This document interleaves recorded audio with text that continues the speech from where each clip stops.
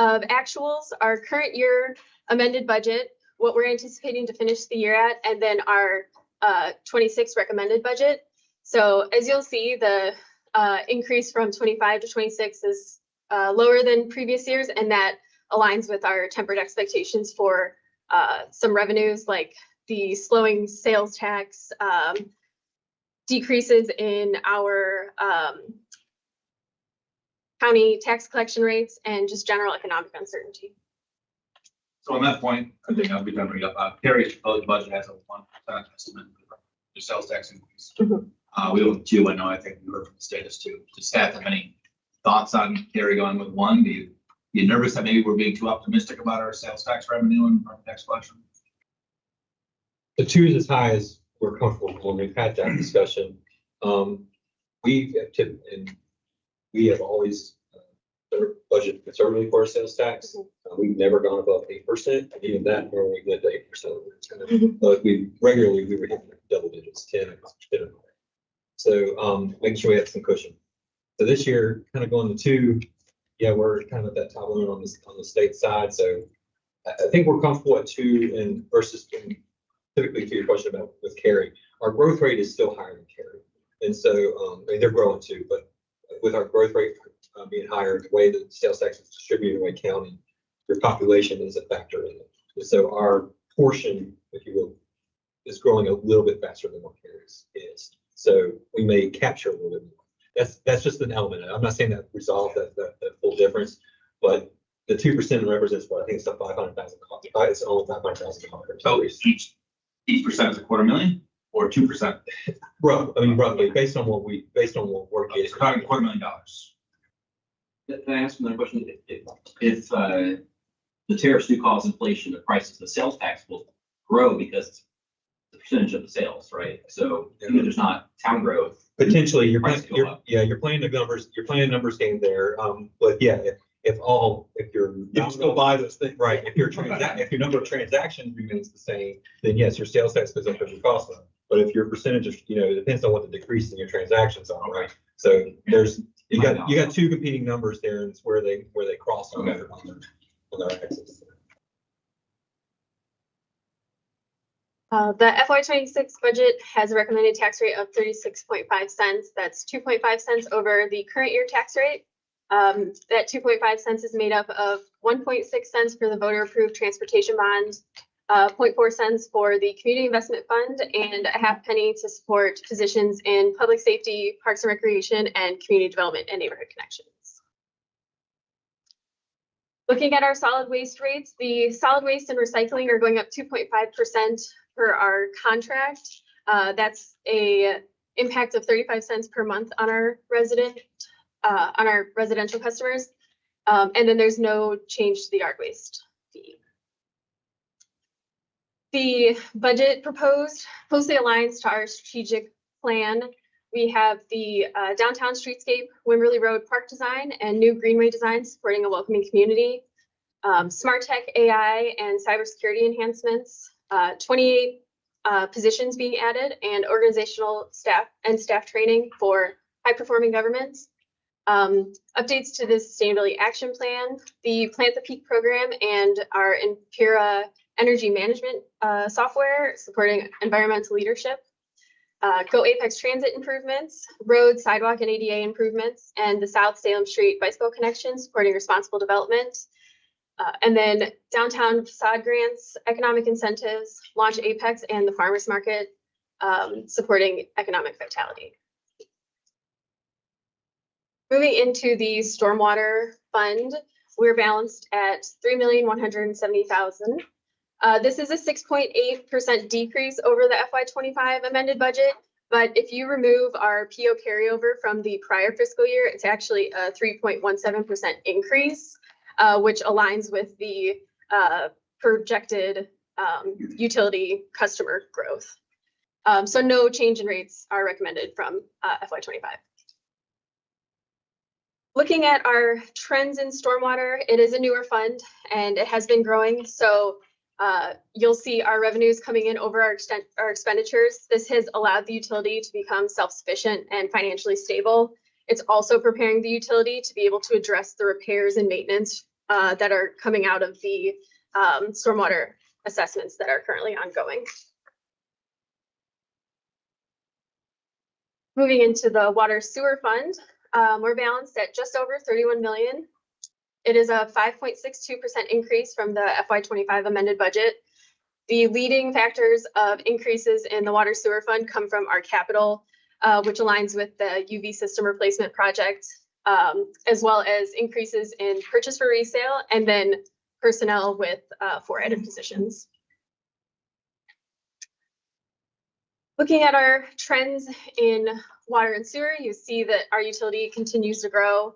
We do have a couple years of our expenditures exceeding our revenues, and that is with our intention to pull down on some of those reserves that we have in that fund. Our proposed water and sewer rates include a 4% base rate increase and 4% volumetric rate increase for both water and sewer. Our average residential customer is in that 5,000 gallon tier, which would be a $3.22 impact per month. Moving into the electric fund, we are balanced at just over 64 million. This is a 5.82% increase from FY25. And the leading increases there are our system expansion in capital and the increases in purchasing of power. If you look at our trends for the electric fund, you'll see that this fund is growing at a higher rate than our other utilities, but that is also directly related to that continuing increase in purchase of power and as well as system expansion.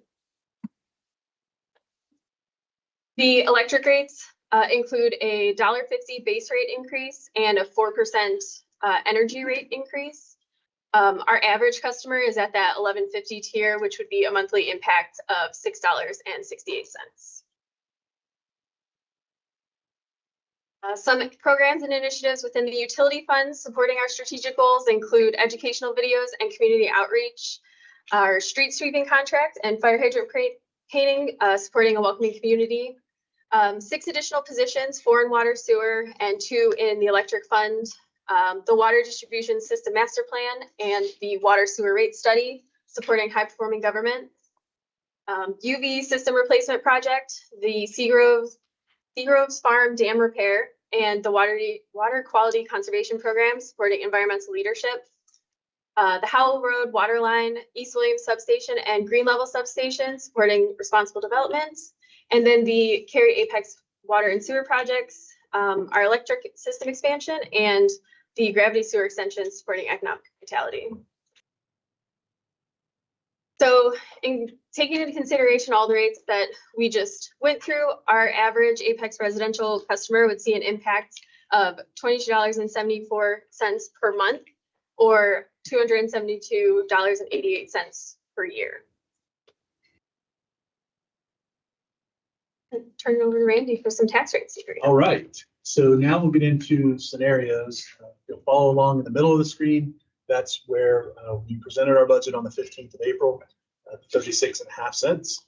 We were asked to come up with some dropping down scenarios and some increase scenarios. So we'll go over those. The first would cut a half penny down to 36, and then the subsequent 0.4 reduction down to 35.6, leaving just an increase for transportation bonds to cover that. On the plus side, we did a half penny up and then a full penny up as well, so which would take you to 37.5. Also within the scenarios, when we met with the finance committee, there was a desire to, when looking at the 0.4 that was tied to capital. So we have the 1.6, the 0.4, and the 0.5. So there was a request from the committee to look at holding the 0.4 in terms of capital, holding that harmless. So what that is, it challenged us to come up with not only a 0.5 in operation, but also a 0.4 with a combination of some things looking at operations. So holding that capital harmless and leaving that in the budget. Make sense? Okay. All right. So we'll go to our first 2 decrease scenarios. So the first one on the left takes us down to half penny. That comes from an annual pavement management reduction of $1 million. So I want to give context. I know I've spoken with most of you individually on this. With the budget that we've projected for pavement management, and the number of projects that we have ahead and kind of how the revenue comes in, and anyone jump in on that side if you want to explain that differently. But we believe we can reduce the budget for the upcoming year by $1 million and still accomplish the plan that we want to accomplish for the year. So we were sensitive to not having to scale back on capital because of the thought that it's only going to get more expensive. But in this regard, we feel like we can accomplish, we have enough work to accomplish and the funds that line up with that so that we could reduce this budget for the upcoming year and not to kind of be less impactful to operations. The one caveat that I'll put with that is that those go out to bid. And so we aren't certain where the bids will come in. So there is a possibility that when bids come in this year, that there could be some variation in the prices. And so cutting $1 million could impact that. So we have an idea of which, we know that for our annual pavement program, it's not all streets. So do we have an idea of what neighborhoods, where this is gonna really impact us? Chris is here. Hi, Chris. Sorry.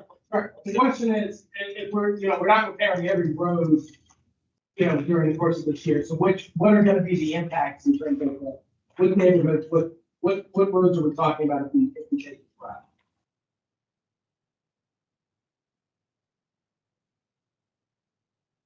The 1 million reduction was basically taking off some of the servicing, where we got the $5 million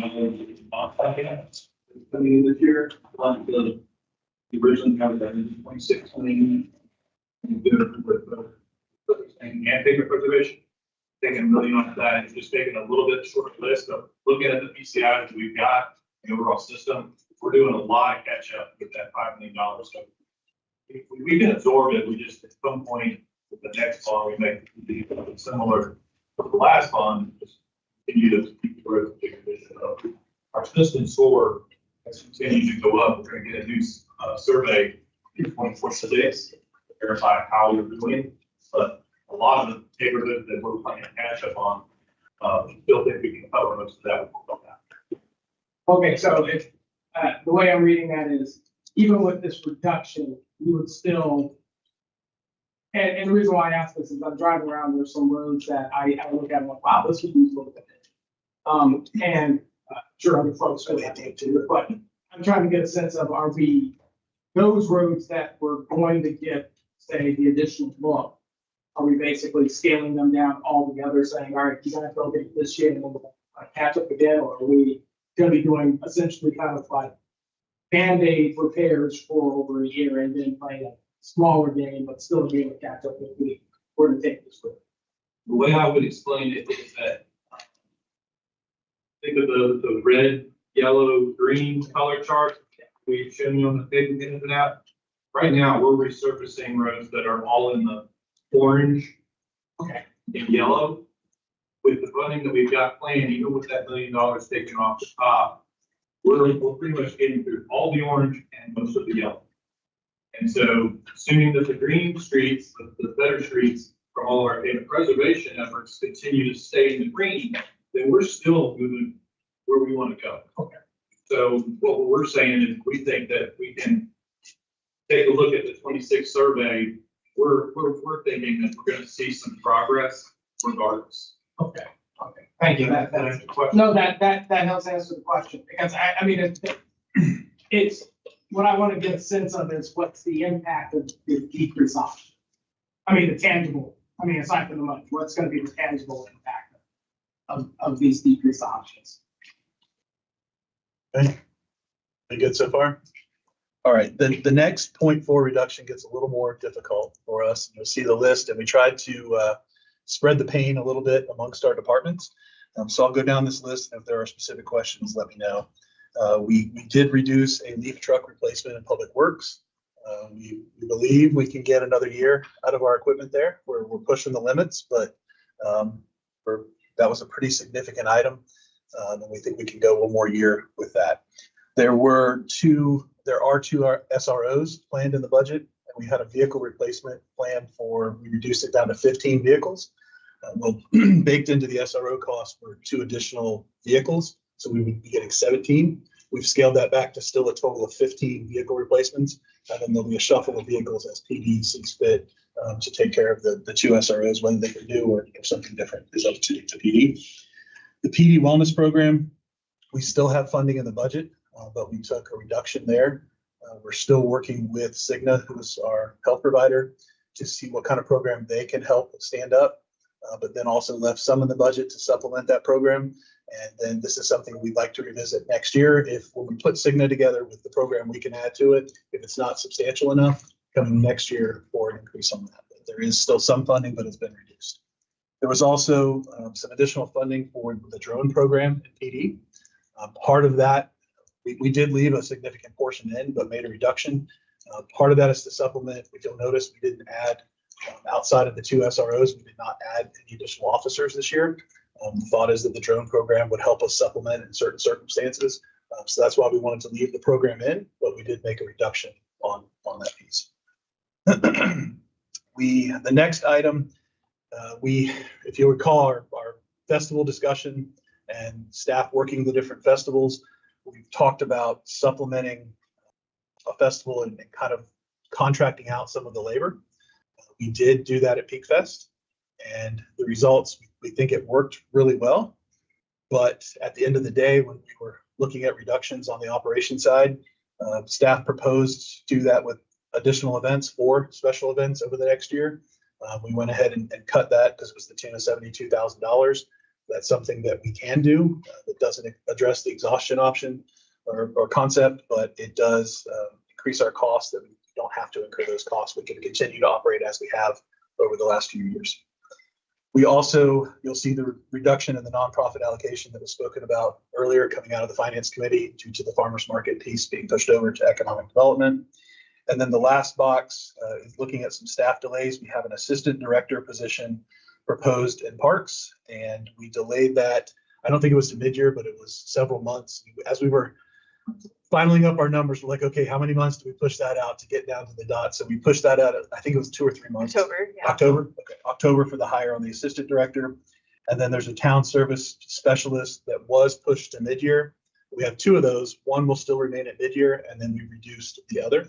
The thought process is that as we move to launch Ask Apex in the coming month, we'll start to see the data come in. We have a planned progression to add another call taker mid-year, and then we'll see how the data progresses from there, and then come back next year to look at adding an additional position. So that sums up our 0.4 reductions. If you look back at the positions that were tied to the half-penny increase, we didn't really feel like cuts. We couldn't focus on the SROs that are coming in for the high school. We didn't look to fire for the positions there. So most of this reduction came into other areas. Everybody good so far with those 2 scenarios? Okay. These are the increase options. We did a half-penny up. We added back in the solar initiative for $670,000. That is solar for town facilities. We talk a little bit about that because we have current issuance on that we're working through for current budget year. The street hockey cover and playground is a $200,000 decrease or increase to buy back in. A fire pickup truck for $80,000. A cricket batting cage for $55,000. And then there was a line item for IT innovation and support to the tune of $20,000. Looking at the penny up scenario, so adding another half-penny, we put back in 3 police officers, a facility project coordinator, a portable heavy-duty lift for $88,000, and then added back in some training at the organizational level, and then also some department-specific training at $20,000. Those are our 2 scenarios up. And that is all unless there are questions on the scenarios. And of course, there's the 5th scenario, which is the budget as proposed / amended through the staff items. We'll always have that option to adopt that budget as well. Any questions on the scenarios? Okay. Want to hit the next slide, which is just our next steps, and then we can go to items. So next steps, we've got the public hearing proposed for the 27th. There's always the opportunity, depending on what public input looks like that evening. There's always the opportunity to adopt that night on the budget. Then we have a potential budget workshop scheduled for May 29th if council determines that's necessary. And then if we don't adopt on the 27th, we would look for a June 10th adoption. The next steps. That's all that we have.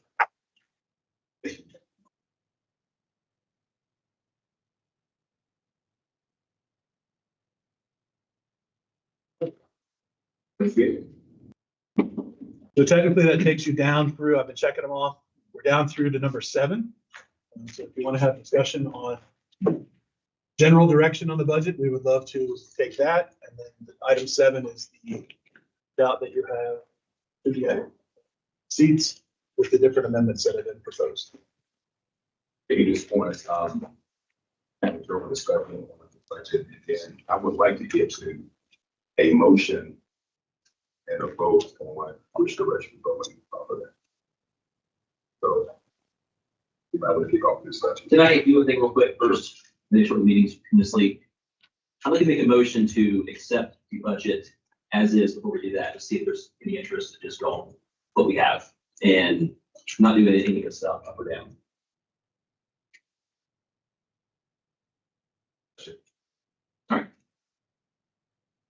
No, I'm not shutting your motion down. But, and it's like, and the reason being, I thought after reading the memos that there was a thoughtful place we landed initially, I thought, and the things that were added, I thought were great, things that were taken, I thought were bad, so that's why I'm leaning that way. And likely we'll vote on these things according to that, by the way, too, just so you know. Any other thoughts on that? I'll second, because I do think that it gives us at least a starting point to figure out which direction. I'll second that. Okay, so we have a motion second to accept the manager's recommended budget. That'd be for, so you're saying to accept the 0.9 increase. I think you're talking about 2 different things. So there's a high level of the tax rate, and then there's these line item stuff. 36.5 or, 2.5 cent tax increase. yes. So you're And no, on all these ways, or just moving on from all this stuff, separately the typos.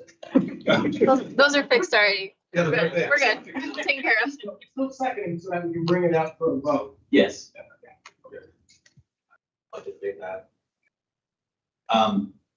So my comments on the budget, I think we have to recognize we're in a really challenging year. I think the context is important for where we are as a community, the rest of the county, as well as the state is. And I think in the finance committee, the town manager, Bartlett chart, comparing the expected tax rates of most other towns in the area. I've informally talked to my friends that are in town. And the general conclusion is almost everyone's remaining flat, not changing their tax rate. We may be the highest increase, even we just adopt 1.6 cents. I think Carrie came out with her recommended budget was 1.5 cents, right? Yes. Wake County announced it's 1/4 cent. That's with the library bond. So, and I do believe the 1.6 cents for our previous bonds baked in. So that context is important. Our residents are also facing a very challenging time, a lot of financial uncertainty. A lot of people are, tariffs, taxes, prices. The nation as a whole, that context is important. It makes it really, difficult for a lot of people. We also, frankly, are still sorting out utility issues, which is going to cause a lot of concern for a lot of people. We have to recognize that's happening as we're doing this. All that taken together, I think it's important that we do consider and debate both the other options that are presented and these changes here. I know this is not on the table, putting your motion is. I'll say a lot of this stuff has to do with our budget.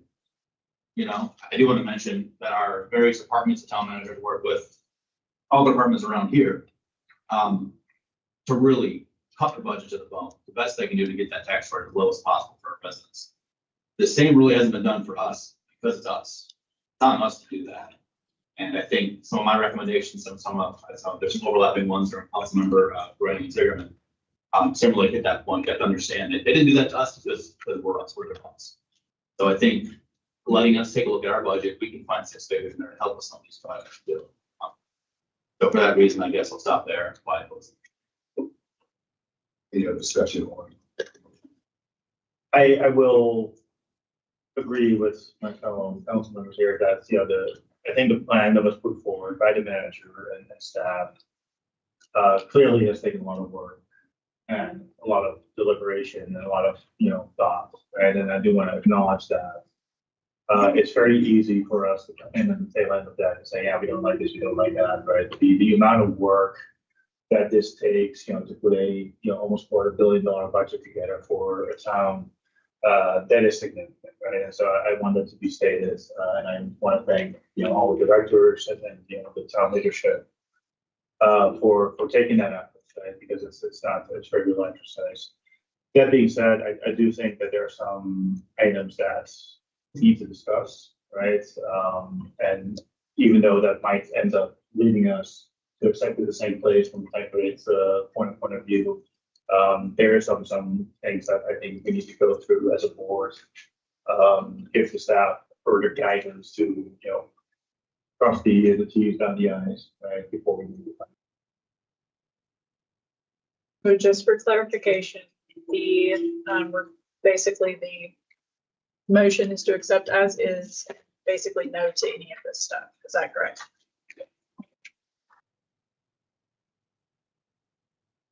Any other discussion? All right, so we have a motion second. All in favor, say aye. Aye. Opposed? No. Go back to. We're trying at least, right? I figured that makes sense. Let's go home. You want to go home? Just up. Yeah, 2:30. Hey. Consideration. Don't worry about that. But I do think we need to really decide which we're going. I would like to know that. Going up versus going down. So is there a motion? A motion to consider only the decrease options. I'll second. Second. Any other discussion? All right, all in favor, say aye. Aye. Opposed? No, No. So motion carries.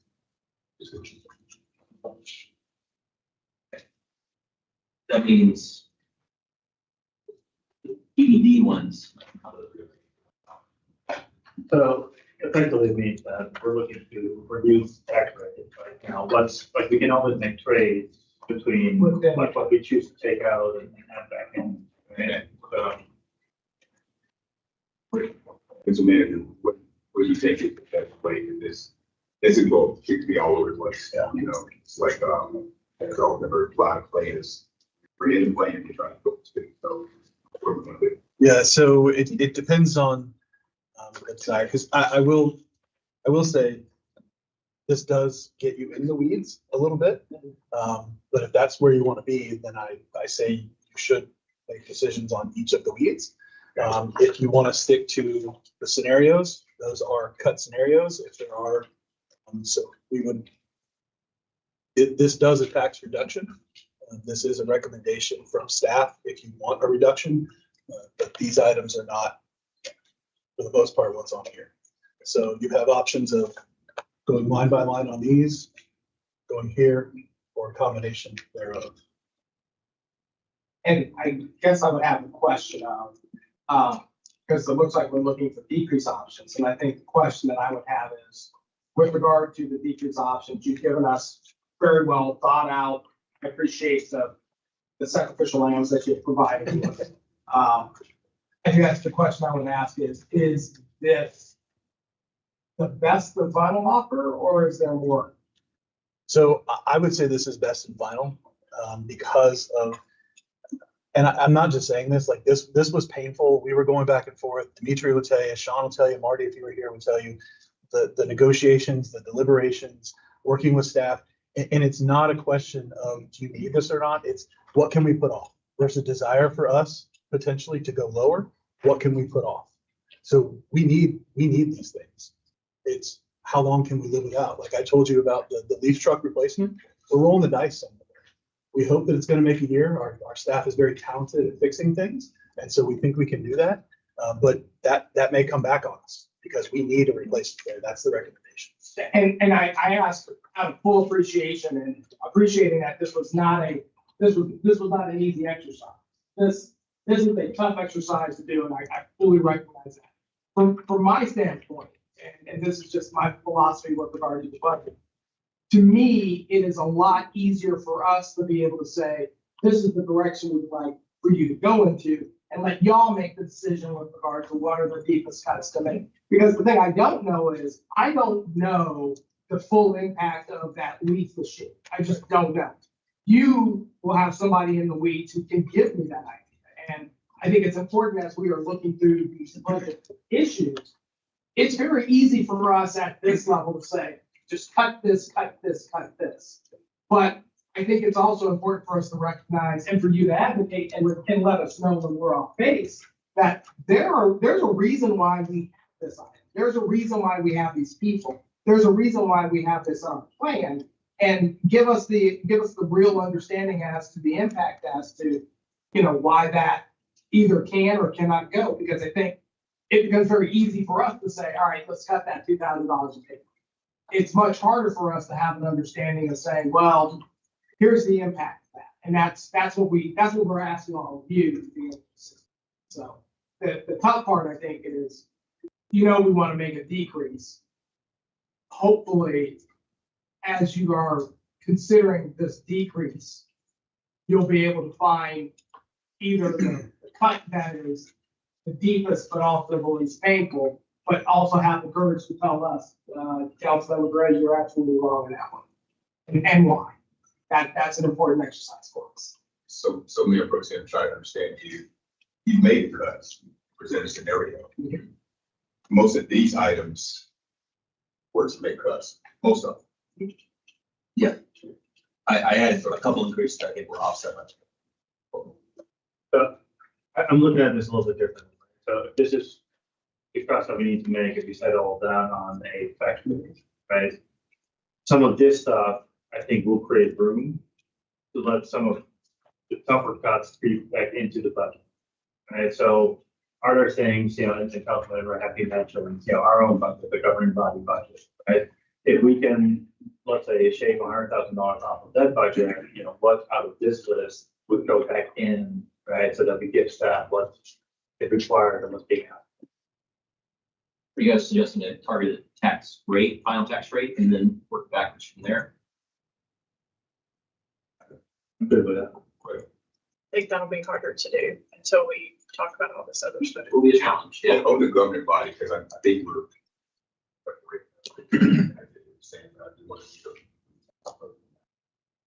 On the west, yes. Yeah, I mean, the governing body budget is up to you all's discretion. So, I mean, if you want to cut it, I don't think you'll get $100,000 out of it without making some significant changes to current operations. I mean, where we're having to get into, software and licensing and our basic operations. Because we did cut significant out of the governing body budget. I know it was stated that it wasn't cut, but it has been cut. And year over year, the election is the biggest expense that we have, and we don't really have much of a say-so in that at current. So, it's at your discretion, but just keep in mind that there could be some significant changes. Thank you. From a governing body. Let's just take one. Do that. Yeah. Wait, order area. Now, please. No, yes.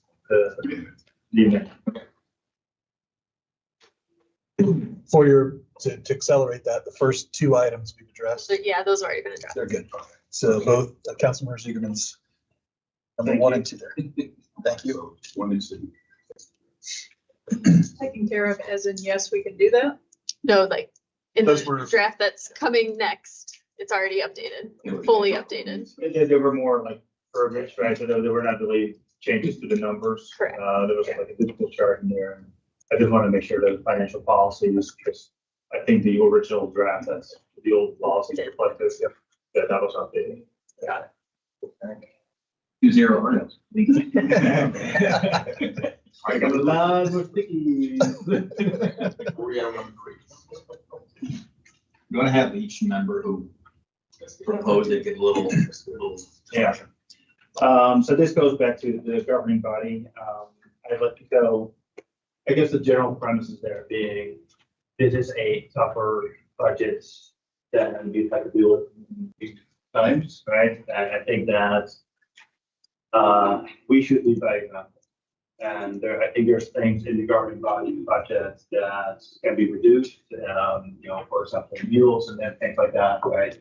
I don't want to make everybody else like do their operations shoestring budgets and we still get that before every single council meeting, right? So I think that this is a matter of shown from top down, right, that we're in with staff, that, we make, need to make sacrifices along with everybody else.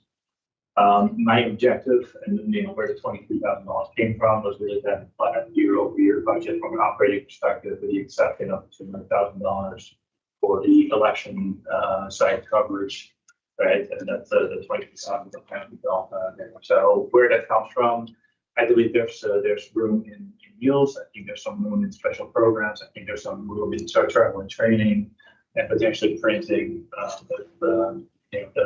We can shave down some of those dollars to get into the payment.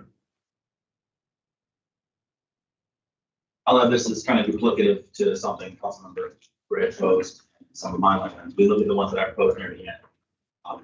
It was the same kind of process, line by line, and we just stuff. Yeah, I like how specific some of them are a little bit later rather than just blanket. Let's do this. Let's look at each individual a little bit later if you're okay with that. We do now at least, maybe tackle this part of the budget at least, we can knock this out. That's fine. I was just noticing it was more specific later on versus this. Right. So maybe the specifics are a little bit easier to go through. Again, like I was trying to avoid being overly prescriptive, right? Because again, there's kind of a difference between operations and governing, right? And then so that's where I kind of just wanted to set more of a high level target without getting fairly prescriptive about it. But I do think that there's some reasonable stuff to be had. Yeah, and I would say if there's any place where we can get regionally specific, it's our own budget, right? Like I think of the office or the department, but this is our costs are supplies for meetings and events that we can decide and just stuff like. I think it's appropriate for us to do here versus.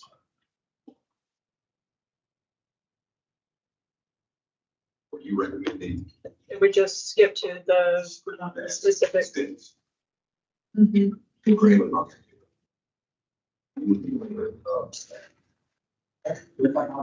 So, if you, alternate your hymnals to.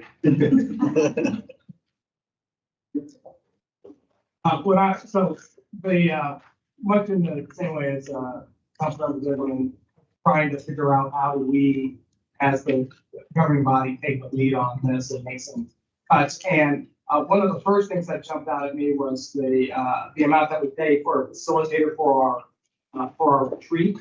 I think we've had great value from those retreats. I think we get great value from the facilitators.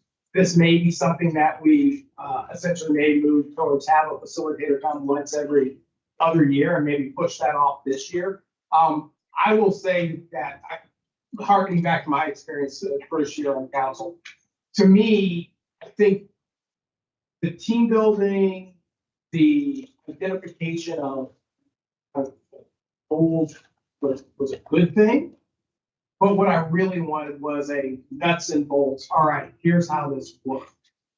And the conversation that would come from the department heads, I thought was a lot more valuable. I thought the interaction with the manager was a lot more valuable. I thought the interaction and understanding the budgetary process was a lot more valuable.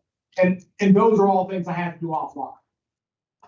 So if knowing that there may be 3 new bodies on board, or at least, that may be on board this fall, I think it's important to kind of give them a little bit of different perspective and maybe use the facilitator in following years in order to help refine some of the sharper edges. And to me, that was an area that we could save $10,000 right off the bat, even if we have to find a different type of facilitator.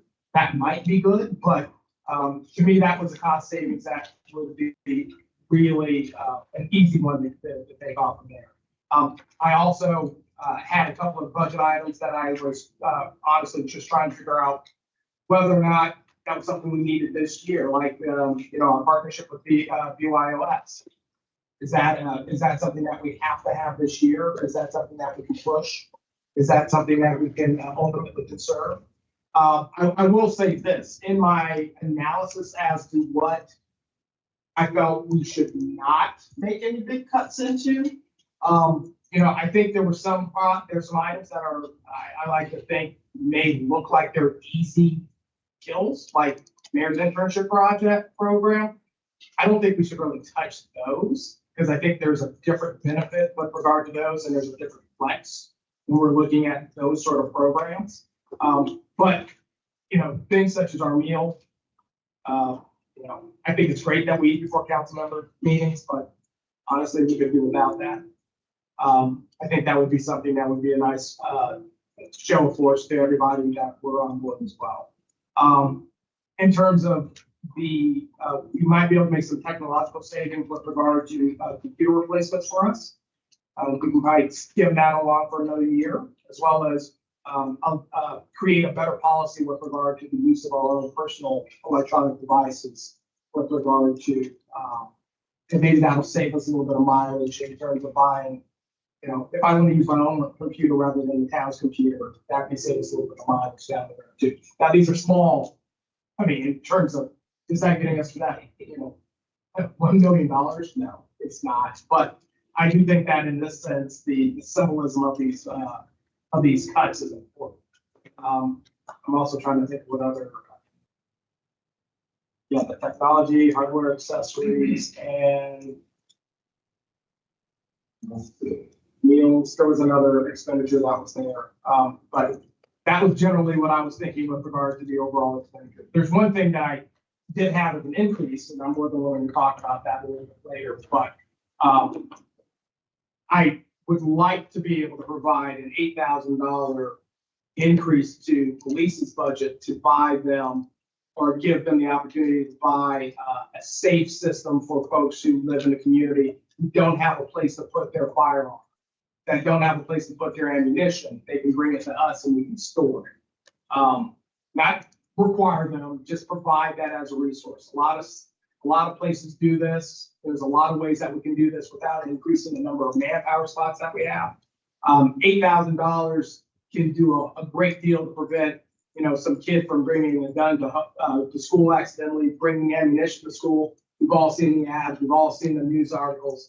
This is a small investment that will not only help maintain safety, but I think in the end will also be a great way for our police to continue interacting with our residents. So that's where I saw the only increase. Understanding that in a decreasing economy, it's hard to come up with those things, but to me, this seemed like a small investment in order to make a big payoff in someone's life. I think that. That's just a little bit that if we're going to do increases, that should be maybe all at the end. Yeah. We had a vote about just doing reductions here. Maybe we could, after we do all that, maybe we can think about re-vote on that for increases. Yeah, just for the record on that idea, I do like the intent, but just as a subject matter expert with 29 years of experience, I have to keep saying that, that would be problematic. There's so many liability concerns attached to that. And I'll bring up one, how long you store it. When someone wants their gun back or their ammo, and there's a metabolic situation about things like that. It's not all. I think those are valid thoughts. I think there's a lot of things that are discussion points within this. But we're not recommending this. Well, we may have a decision again. Yeah. I think it's really kind of for that. Okay, next. So let's do yours. Okay, yeah, so colleagues, if you look at our list, see, I what I have 5 items on the governing body. No. Yeah. So I mean, I took a different approach. I had much the same philosophy as my friends. And I just kind of went through each line item and thought what would be what do we do for that line based on historical practice and stuff, we potentially cut. Not opposed to just giving a number, because it's just the methodology I have on going to the budget. You go through them really quickly. Printing seemed to be pretty low hanging fruit. We could just print less stuff, less books. So I cut that by $8,000, pretty steep. So that would be most of our stuff be electronic that year. Suggested training and travel. Try to pull up the, compared to the actuals previously. The actual 23-24 for training and travel is just over $5,000. So putting this at 10 grand for this year is doable. Meeting and event provisions. I believe this encompasses the meals, right? So it's pretty steep cut there, reflecting no longer the meals. I still want to have some money in the budget for special occasions. I think it's appropriate to have catered celebration for your council members. Example this morning, that's appropriate. But certainly not every meeting, and I think that reflects where you're cut there. Community outreach activities. This is again reflects our participation in some activities. We could just buy less stuff, cheaper stuff. Less bags, more pencil erasers. I don't know. Like there's creative ways to work in a smaller budget to make that happen, I believe. And looking backwards, it was 18K last year, 22K in 2024. But so it would be a pretty to acknowledge a change in how we operate with a certain degree, get it down that level in terms of the stuff that we have for these events. And social programs, talk about a little bit. What I put down here was just have a pool of money for special events and manage it as we need. We're reducing the total budget by about half. There's some good stuff done in there. I don't think there's any salaries in there, like we're not, paying people, so it'll involve a 1055 programs.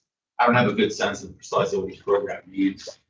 So my thought there was as Councilmember Gray was saying, kind of a general reduction and managing as needs arise throughout the year. In total, that adds up to about $100,000. And I have about 100K total with some of those cuts, which are admittedly, especially the meeting events one going from 45K to 10K is a big chunk of that. I have some additions later that are slightly less than 100. Fine. But just to echo what my colleague said, I think there's a lot of optics here at play. We can be blunt about it.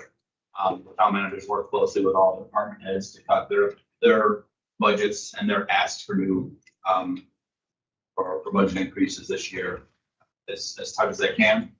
And I think we should do the same. And this is my attempt at doing this. Again, not gonna necessarily play to the death on any one of these in particular. It's just the content I'm going for, and this is sort of my pass at it.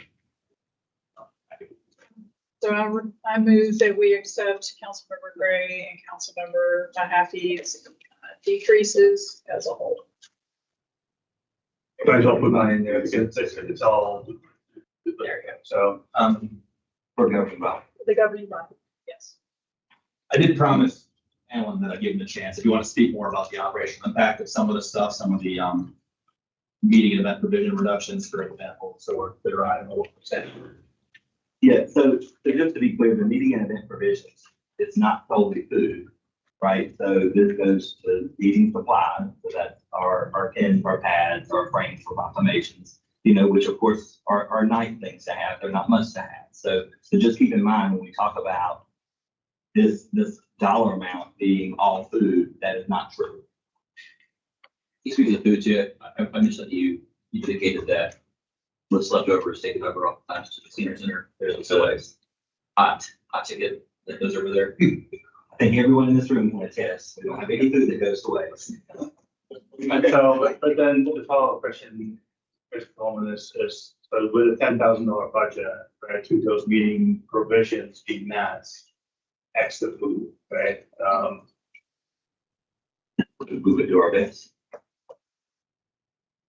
I think it's easier if there's a reduction that you all desire for a certain dollar amount. If you say 50,000 from the current budget, which gets you under year over year, then I would like a chance to go back and look at actuals and that be the directive versus accepting line by line. So the Tennessee math here then, so Councilmember Happy's savings total $85,000. I'm hearing a little trepidation about like some of the meeting requirements and stuff like that, but so I would propose that making a $75,000 salary across the board, for determine where that funding's going to get from. Well, I do have a question about the way of hiring of our government relations position. That's a line item that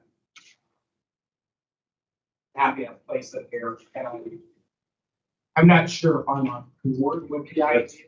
Let's not discuss that. Yeah, that's under town clerk department. Yeah. Exclude.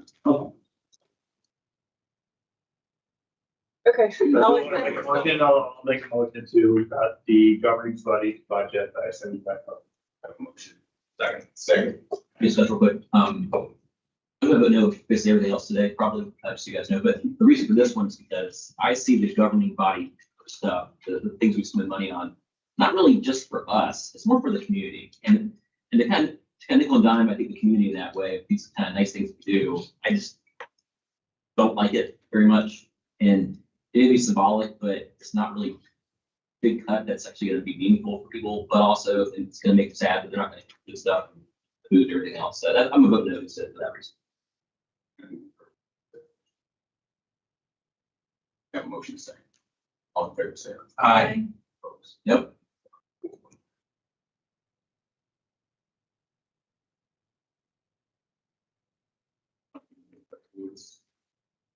And we're not gonna do it.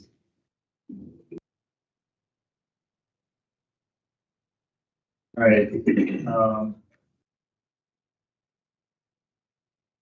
So this is more of an ask, not something that will come to resolve today. But again, in the spirit of like, where can we be more efficient as an organization to free up some money to do the things that we need, that we are now basically cut out, right? If you look across the department budgets, there's a couple line items that are recurring, printing costs, phone telecommunications expenses, banking fees come out a couple times.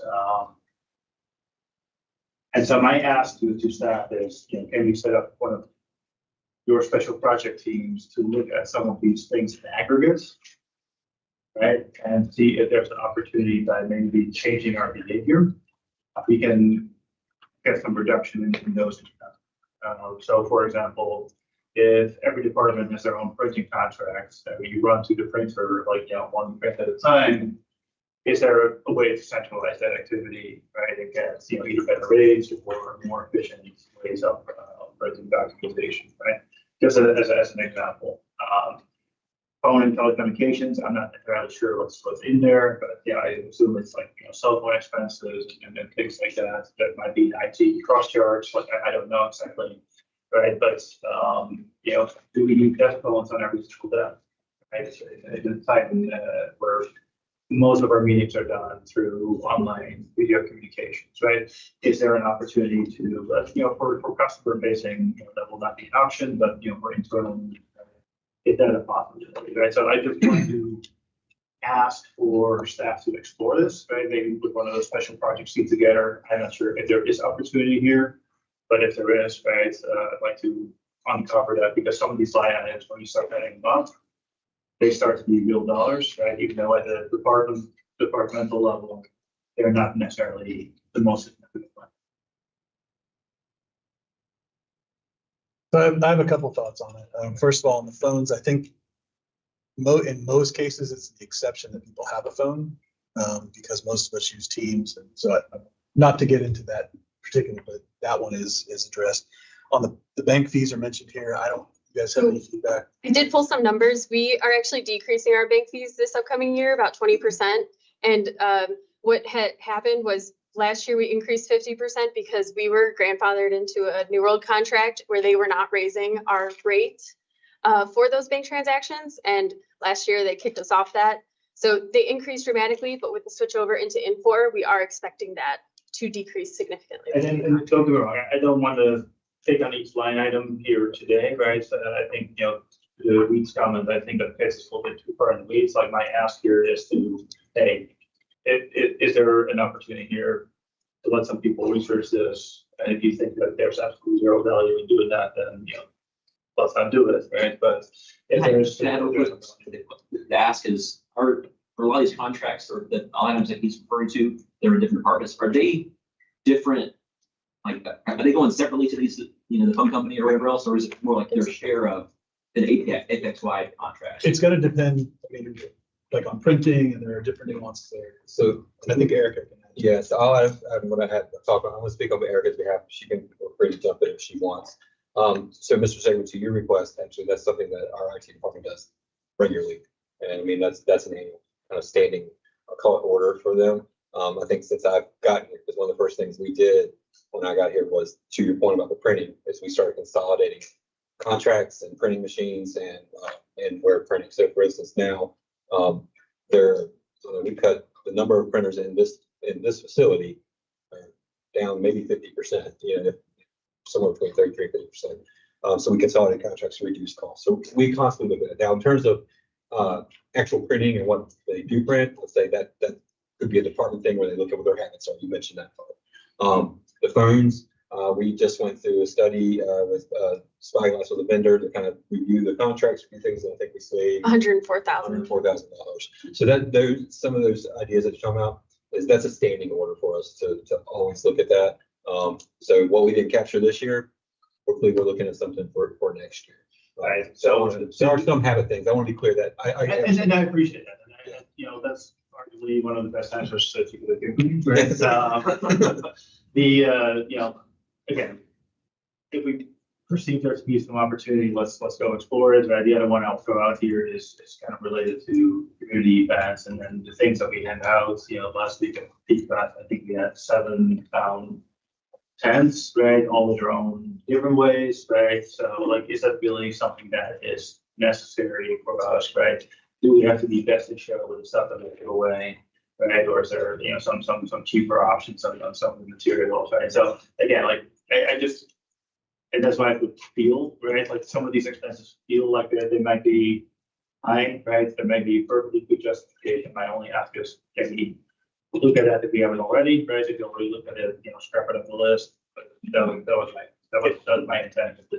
If you're good with Sean's answers to some of those, and then to your last one, we felt that too, and we actually have created a team. It hasn't launched yet, but it will. It's our promotional outreach special projects team, but it's going to look at swag. It's going to look at our tent footprint. So we can check this out. You're on. So we'll use, but to further your point, we will use that team to look at that in particular. So I think I've got that covered. Go cheap. But that's it. To that point, just jump in here. I mean, to me, it's not easy. It's the footprint, the impact on the event, and the staff time. Like, we're asking all these people to come in on Saturday from every department. I feel kind of bad, but it's every weekend in the summer. I think consolidation makes sense. That makes sense. So moving on. All right, so here's probably arguably the most challenging of them all. And I don't say this like, I think very highly of our staff. I think everybody's doing a wonderful job. I would like to give everybody 20% raises if we could, right? But that's unfortunately not realistic, right? And so when I look at the general cost of living plus merits pool that has been funded in the proposed budgets, 2% cost of living adjustment plus 3%, average merit is 5% total on the average. That is not what I'm seeing in just general industry. Triangle Business Journal just the other day released a study that said that average salary increases in the region are about 3.5% total plus merit compliance. That's average, right? So I feel we're high there. Okay. Again, in a time where things are getting to be a little bit more challenging, right? I think we, again, like, I know our intentions are good. We want to compensate our staff competitively, but we also have to recognize like the total comp package that we offer our staff. Like we offer benefits that some of our agents that. That's all part of being part of being a town. And so my proposal here is to reduce the, what is now 5% to a lower number. I put 4% out there, right? But I think that's something that we need to consider to be a little bit more reflective of what's happening in the industry. And be, recognize that we are in a more challenging budget position than we have been in previous years. Right? And I think it's important for us to do that. Do we know the number that would be on like the? Is it's spread over, all the departments. I could not really determine what the potential savings would be for this. And there are some nuances to that too with, obviously market we give in July and then merit we give in October. So the impact, we can calculate what that would be if you're. Maybe just to say, reading TVJ, what was the average salary? Fair point, right? I knew that was coming, right? So, yeah, so it's average across all industries. So it didn't give an average salary, right? But again, recognizing that, being a municipal employee, right, the salaries are not competitive with, the private enterprise. I do agree with that, right? And that's my comments around what the total compensation package that we do offer. The health benefits, the $100 a month stipends, HSBD has some special benefits for our officers, right? So I do think that as a municipality, we put a very competitive package together, right? And obviously we want to maintain attractive and competitive. But again, in the context of project, I feel like comment on us as a leadership team to please that. As the question, I would say as the person comes to the chair, we all, this, take care of staff, getting more staff. It's things like this that show that we take care of our staff. So I hope that my colleagues will support. We talked about it. We got to take care of staff. You don't help, it's all about. Staff can't afford to live here. It's a good conversation. Let's be honest, we're not talking about reducing compensation or reducing the increase of the compensation. And very different. It's just my point of saying, I think that's dangerous. And we have great staff for a reason, right? So, and this area isn't getting any cheaper to live in. So I recommend we keep it the same right now. I think we can find cuts in other areas.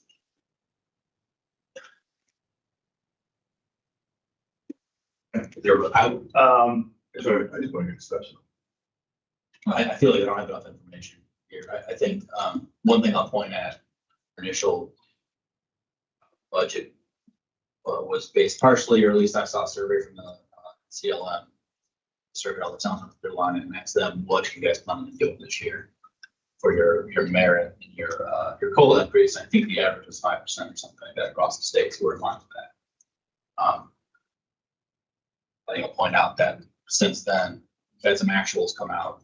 Terry was like, I think, let's see exactly 3%. Total Wake County was like 1.5 to 2%. To defer this discussion until the rest of the towns produce their budgets and see where we're at line with them. I get looking at other, but for the we're in that. It's additional. Great. So the cost number across all funds is somewhere in the range of 500,000 to 600,000. The 1%. For the 1% per percent. Right, for one, and that includes all the enterprise funds. Yes. To me, I mean, I think it is a little bit of a, I want to say a misguided statement to say it's a 5% for everybody. I think that's an oversimplification of things. My recollection is that the reason why we are doing this is in part because we had years where we were literally underpaying everybody. And we needed to make some corrective actions ahead of that. Going into that equation, competitiveness of our environment, we are essentially creating a tax on all of our employees to travel in there to work.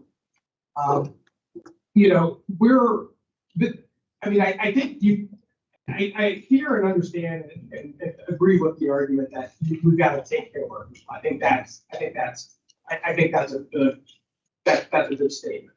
But I think when I'm looking at it in terms of just hardcore resource, I think we are trying to make sure that if we have 10 positions, we have 10 all-stars, not 5.5 all-stars, not 6 all-stars, not 3 all-stars. We want 10. So if I got to pay for 10 Michael Jordans in order to get a Michael Jordan type performance, I feel like that's appropriate.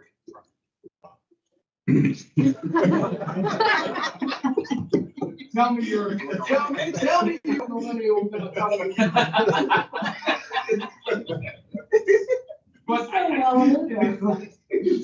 But yeah, there you go. But I mean, to me, I think the nuance of talking about this cost also forgets that where we came from, what we're trying to do, the level of service we're trying to provide, and a number of the other factors that are out there. And is it high? I don't know. I don't think, it doesn't appear to me to be high, but I don't think this is not striking me as, oh, okay, well, we're paying a bunch of lazy people to do no good work. That's not what this is striking me as. But, so nobody's making it, right? I want to be very. No, you're not. I'm not saying, I'm certainly not saying you. I'm talking about, I'm also referring to some things in emails. So I'm not speaking about you as well. So.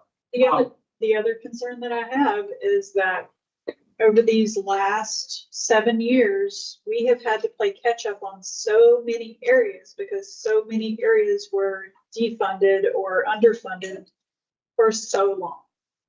So, you know, my biggest concern is that we're considering these reductions in things that keep us up to date that we have been historically behind in. So I'm concerned about going in that direction. I'll piggyback off nothing the feelings were said about my time here.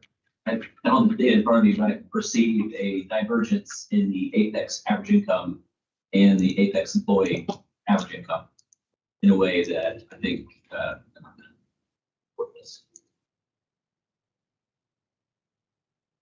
Yeah, conversation. Yes, next week points.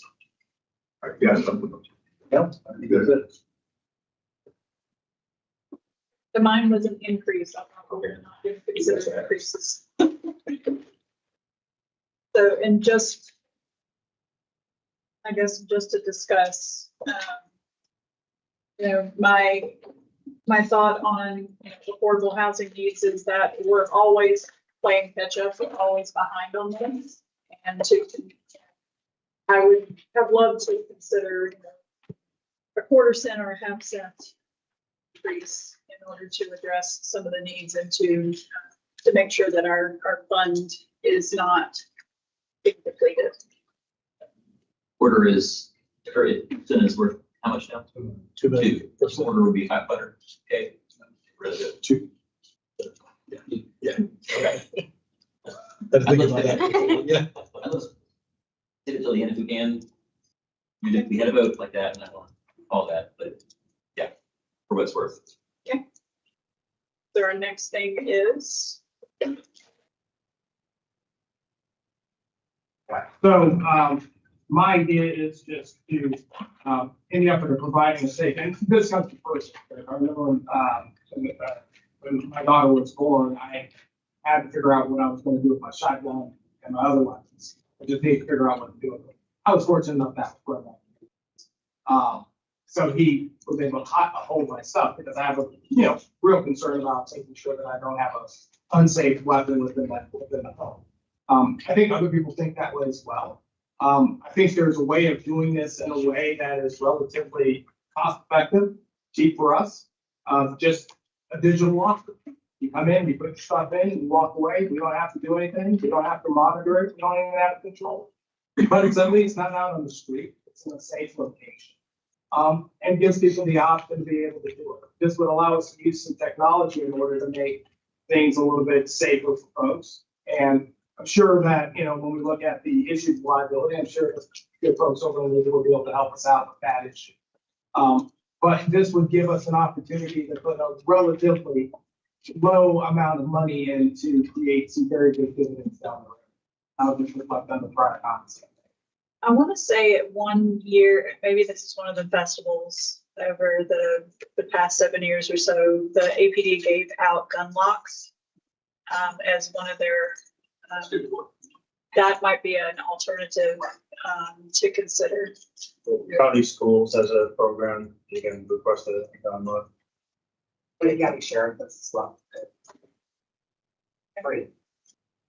No, I really, the intent is great. You're going for, I'm just saying, just trying to understand, walking into the DD.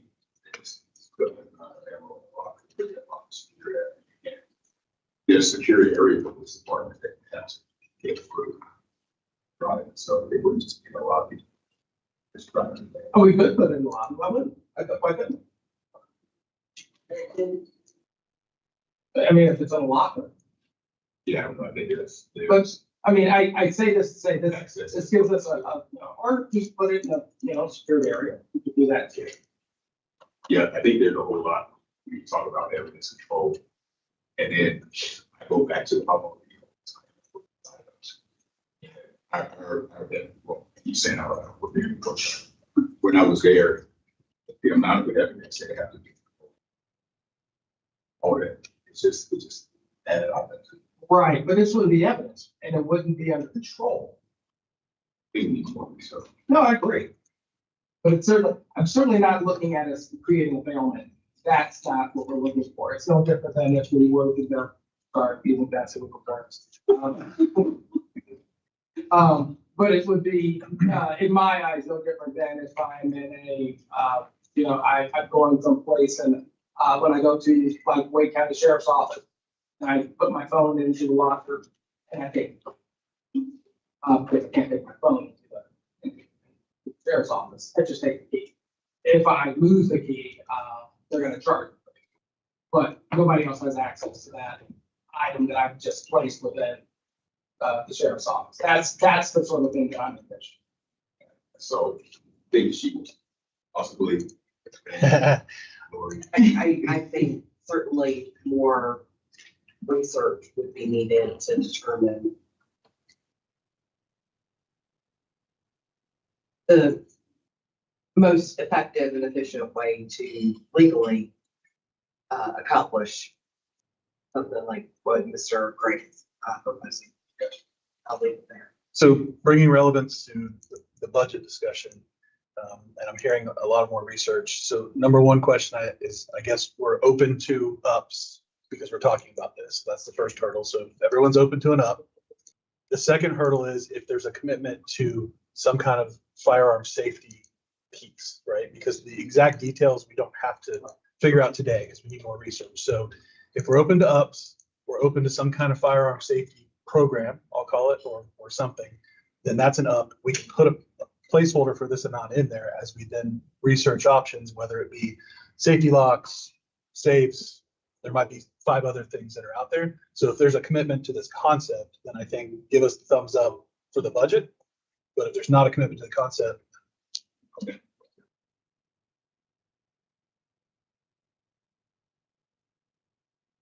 But if we're talking about options, we gotta consider going forward. Yes. As well. Yeah, maybe I misunderstood the vote before. I thought we were doing no ups till the end possible.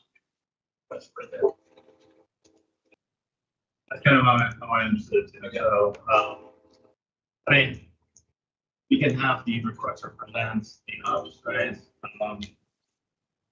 And then, maybe pair that then with, okay, the challenge to go find funding somewhere the overall plan.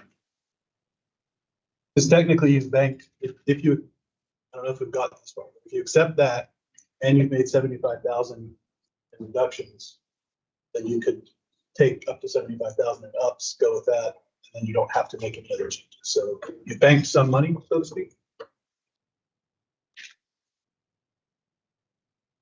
Alright, shall we complete then the reductions first, because there's one more on the list, of the we're at. Correct. Yeah, no, they could be right, right. Well, Councilmember Gray has proposed above the master. Oh, okay, sorry. For general comment. What's the, Yeah, so, every time I look at our developer fees, I'm always saying, how are we not charging? I mean, it's more of a general philosophy I'm asking, is that because it seems as though it would be a good way of kind of doing a couple of things. Increasing some of our revenue with regard to a lot of growth and development, but it might just be a thing that will make some folks kind of ponder and say, well, do I really want to have this sort of a project that's this? I was just kind of wondering why are our fees seem to be very, very competitive. Anybody back there on our team want to speak to fees? I know. Yeah, why are our fees so low for developers? Increase them. I saw that. We did a study and we looked and, we don't think we should be the highest. We want to be the highest. We can go back and do that, but we were. What's the highest and what's where we're proposed to be? That's not. So what's high compared to where we're We're all proposing? over the place. Yeah, so one people might have one fee that's higher than everyone else. Gary's got a fee that's higher than everyone else. It's just. What takes the most time and effort? Pods. Then we should increase those. Yeah. I'm pretty sure we did them. Lori, are there any statutes related to how municipalities charge fees like this? Oh, what you're talking about for your development review fee, falls or.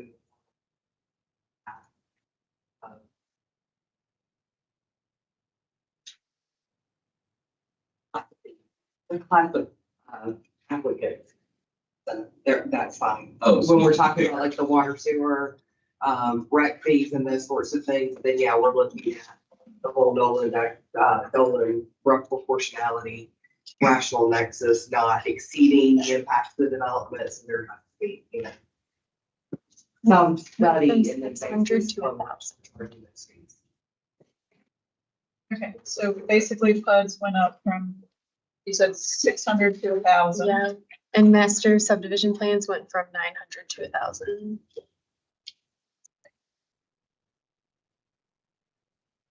How many reviews do we do a year of a PUD or a inspection fee?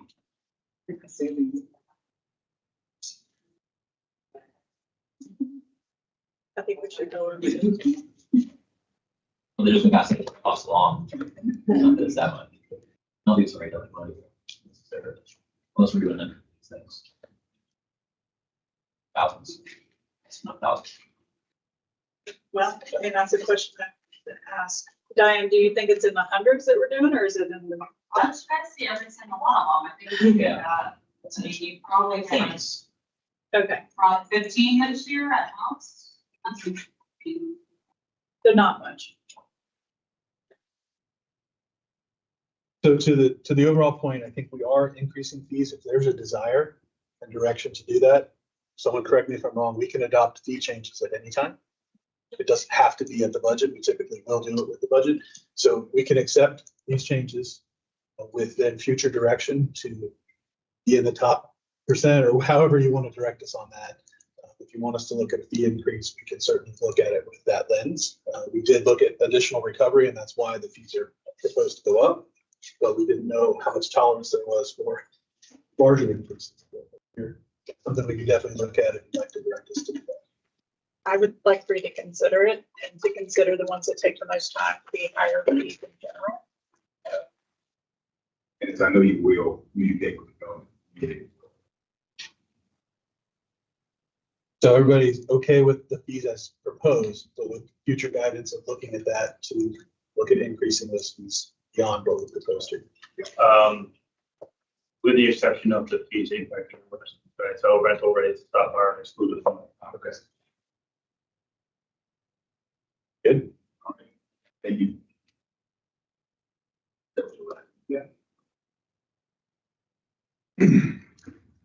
All right, I have two more. And you shared it to the clerk's department. I had a desire of looking over the budget for the clerk's department year over year to be very, very close. So close to actually being a net going down, like 0.08%. So I submitted, this proposal to cut, tech hardware and accessory budget by another 2K in order to get the clerk's department. To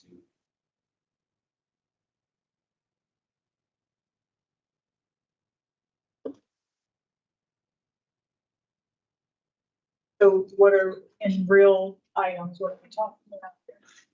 be up to the clerk's discretion, $2,000. So, I mean, that's where we were looking to get like, so that you could hear in this meeting space, it's also upgraded with the technology that we have in the council chamber. Some of our software, you know, you code doesn't have to spend. Yeah, doesn't seem like a great idea to cut the budget for accessibility.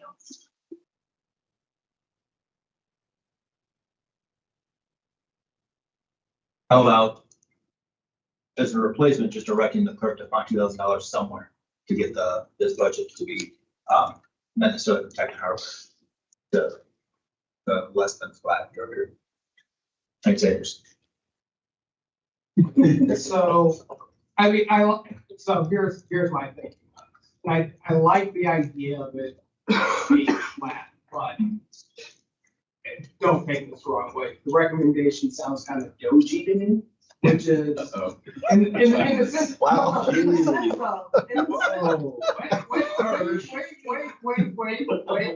in the sense of, it's a request for reduction, for reduction's sake without, to me, I think it's good for us to be able to say, hey, we'd like you to make some reductions, we want you to make some cost, but I don't see where $2,000 is. It seems like that's just kind of a number. We'll just hold them. I mean, yeah, true. They're all numbers. They're all numbers, but I guess what I'm trying to say is a $2,000 decrease in the clerk's budget going to result in savings? Or will it result in a diminution in the ability to perform? That's the question. That's why I say it's doji, because we could reduce the cost, but if we reduce service or reduce the ability to move things forward or reduce efficiency, doesn't seem like that's a. $2,000 less and potentially lower service. Yeah, right. So I'd like, if we can reduce cost, but increase service, I think that's a sweet spot. That'd be nice. Yeah. Well, and I was gonna say, if you look at the year over year, I mean, 901,000 versus 901,000, we're a couple $100 off from year over year. So, yeah. Very good. I like the sentiment. I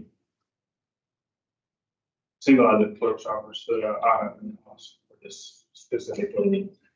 It's a little bit unfair. I think that other departments that show much larger increases, right? Push back a little bit. I think the language of singling out the clerk's office is a little rash. Rephrase that to just be talking about the clerk's office with a challenge like this and not target other departments equally.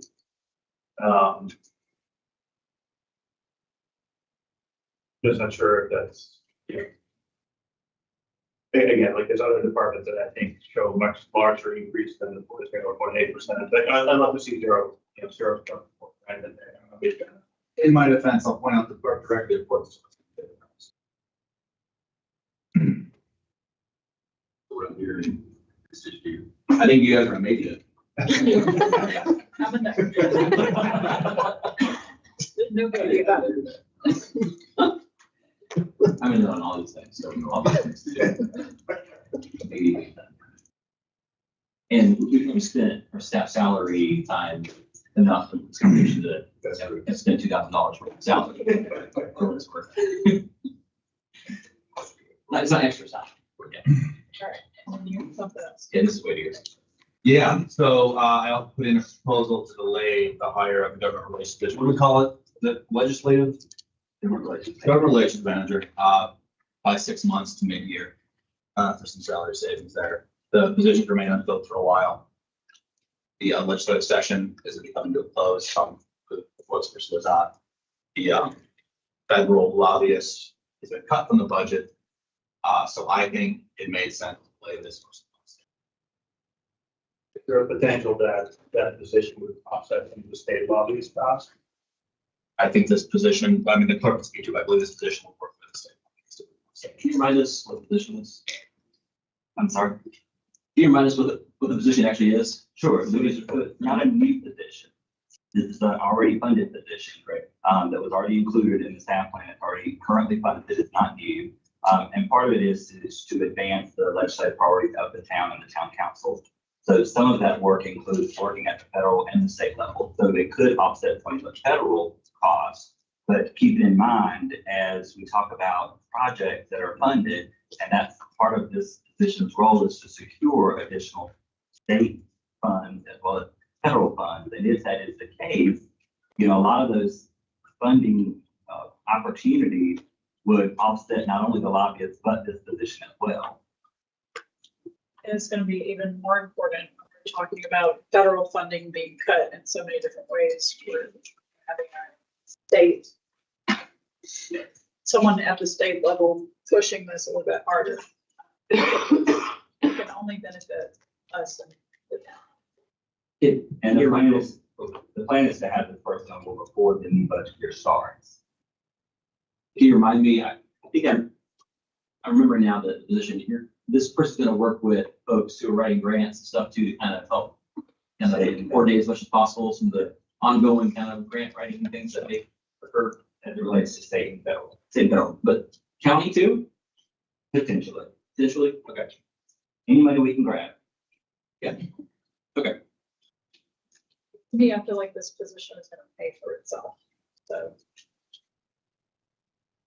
We've already authorized the position, right? So, And it's remained unfilled. And I'll point out that, again, to the dynamic here, that the clerk reports directly to us. All the other departments have delayed cut position. This is a call that we got to make. There's no appetite for it. Perhaps, but the dynamic here is what it is.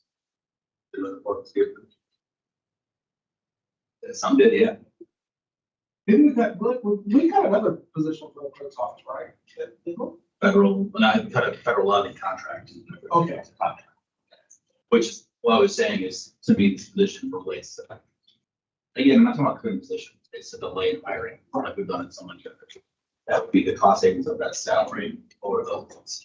I tie it to the session wrapping up. A lot of the work in this state legislative session.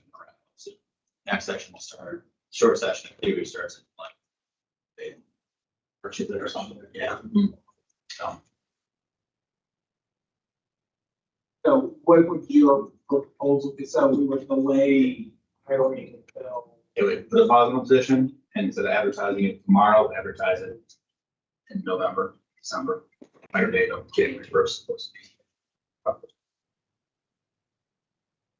What would be question for the clerk? What do you anticipate the impact to be? Right? Because I kind of following the argument like, hey, the state legislative session is wrapping up, right? So over the next 6 months, what would this position be doing? You know, with relation to what the original plan, right? So like what, you know, the real impact of delaying this position by a number of. So keep in mind, in 2023, the last long session, the state didn't wrap up until close to October, November. So, I mean, you know, the thought that they'll have something adopted in the next several weeks may happen, and that would be great, but I doubt that will be the case. And so, you know, I foresee there's still being a lot of work to do, between now and that time. And again, like, explain to me, please, how this is different from what the lobbyist is doing on our behalf. So the lobbyist is there, this position would be here. So this position would be here, boots on the ground, advocating for us, collecting efforts that are centralized here, making sure that we've got data in place so that we can ensure that the lobbyists can advocate appropriately. So we need a point person that has all those resources and that can leverage internally when something is needed quickly. And so how is that data provided today? Where is that function? Because that need is there today. Right. Right. For myself. Just you. And I have concerns about the delay. And here's why I've got concerns about the delay. I do think that there's a little bit of uncertainty with regard to the sessions, but I don't know, maybe you can tell me a little bit in terms of this, or tell me I'm completely off base. But if we were to hire in January for a session that's starting in March, we're basically giving someone a 2-month window to get up to speed and try to figure out what they can do, what they can contribute. And I feel like that's a little bit of a short window. At best, if we hire somebody, that person isn't going to be on board until what? August, best case? If we hire somebody? July 1st. So if we hire, so if we advertise this and we hire somebody in July. I mean, I guess we would be saying, no, you gotta walk in the door July 1st, July 1st. That still gives about a 5-6 month window to get up to speed on things, to be effective. I'm kind of leaning towards let's not push it. What would be the net saving, like what's kind of the anticipated saving with the county to look that up? Half one position pays. Right, It's 65,000 for a half year. it's about 4.5 years.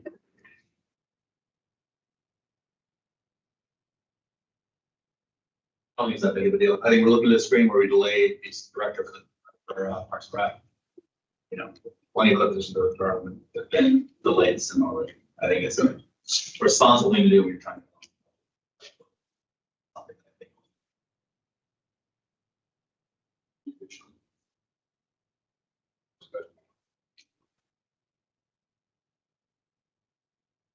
Was that, is that? Make a motion, a motion to delay. Second. Aye. No.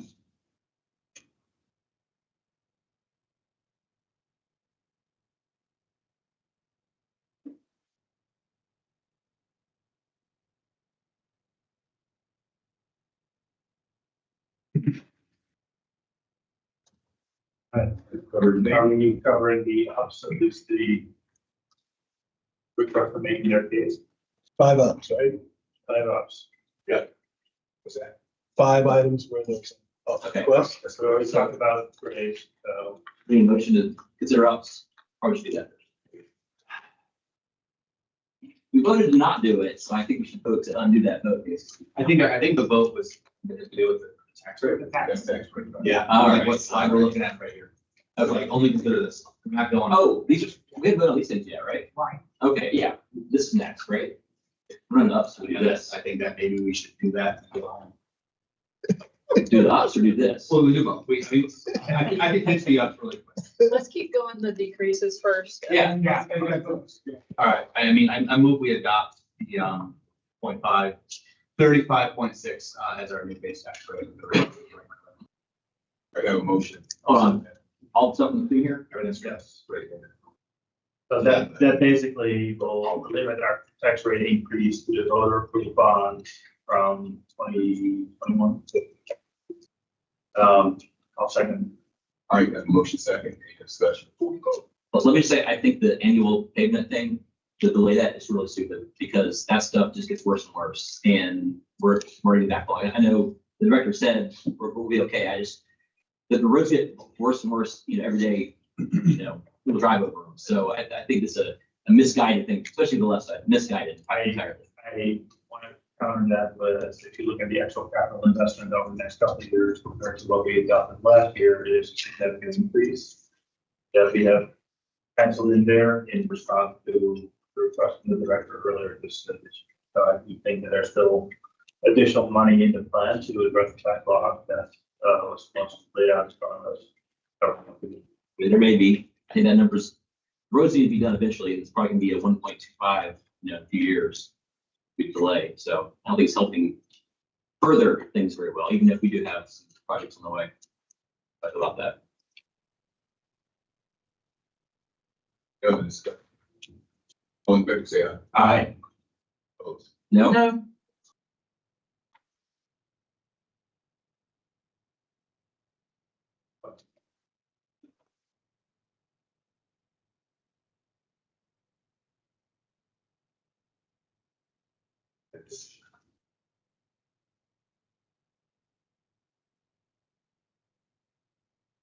Right now, we're negative 75K, right? Okay. yeah, so my request was to consider, the addition of a quarter to a half cent, which I talked to Al about. It was not possible to put that change in the form. So, because it only went to the cent, to address affordable housing needs. Like I said earlier, I think we continue to kick this can down the road. And I think our affordable housing fund needs to be prepared and ready to fund whatever projects are coming through, whether that is purchasing land or helping people move, when we're talking about a mobile home, when we're talking about, making sure that we can properly fund built affordable housing in the community of different types. So I think to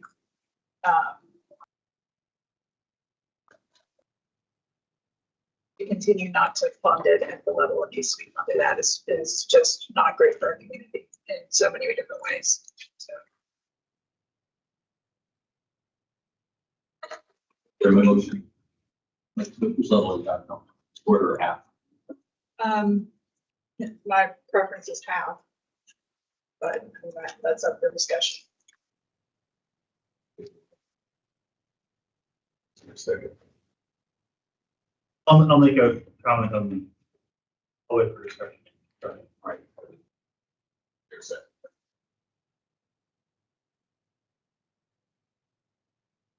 Hearing done.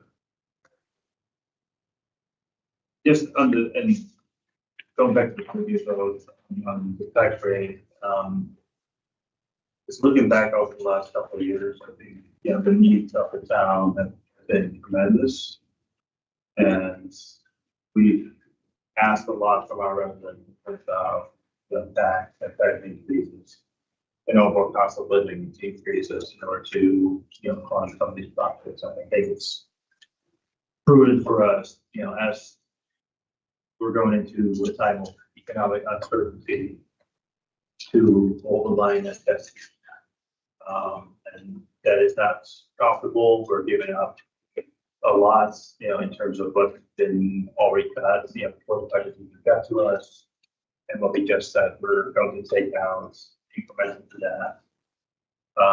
I share with Councilmember Gillens' words the frustration that we cannot do all the things that we want to do or need to be doing. But unless we can find offsetting savings elsewhere, right? I think, that probably needs to be across the board, right? And that unfortunately includes affordable housing. We still have the penny in our tax rates that will fuel the funds. And, I just don't think that today is the time to do that. I can do that in the conversation again next year, and hopefully we can do something more meaningful that's captured, but I think we need to. Just saying, I won't be here next year to advocate for this. Right. I certainly hope that somebody else will step forward to advocate for this. I think, I mean, my view on this is I want us to spend the money now. I keep wondering why we aren't spending it. Why are we not? There's lots of projects that we keep getting. And maybe there's better projects out there, but I feel like we need to. I want to spend money. Let me say, I don't want to get too deep into this one, but if you want to. No, I think we are sensitive to spending what we have. I don't want to call it counter, but I'll counter.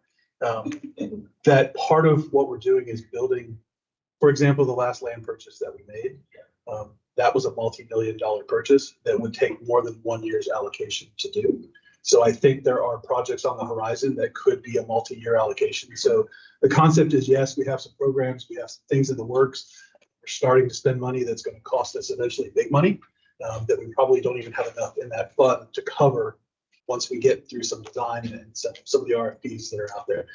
So I think that part of the concept is to accumulate so that we can have a larger project and have a larger impact with that project, but also knowing that we do have some spends along the way. It's just not going to be the full fund. Wanted to give Marla an opportunity to present. Sure, thank you. Piggybacking on Ray, is absolutely correct. Between the increase that you all put for Apex Cares as one example, that's $725,000 coming out that fund. Okay, annually, in addition to the cost that we are starting to incur with getting the generator type for development, we also intend to bring to you next month a proposal that is born out of the 21 housing plan to create a home ownership program. And so we'll have a proposal that would be more like a pilot where we look at investing on the developer side as an incentive to create more affordable units. And that pilot is going to be looking at approximately $100. So we are finishing up with the housing plan, and based on that is how we're able to identify some near-term expenditures that we can make to promote the development of more affordable homes.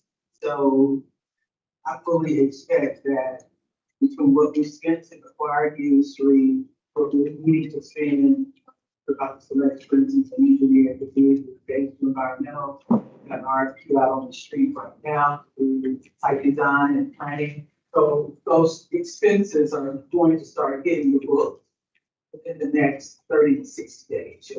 We'll start there. We'll be spending more of funds. So, and do the food and tax spring, which was another 1.6 million.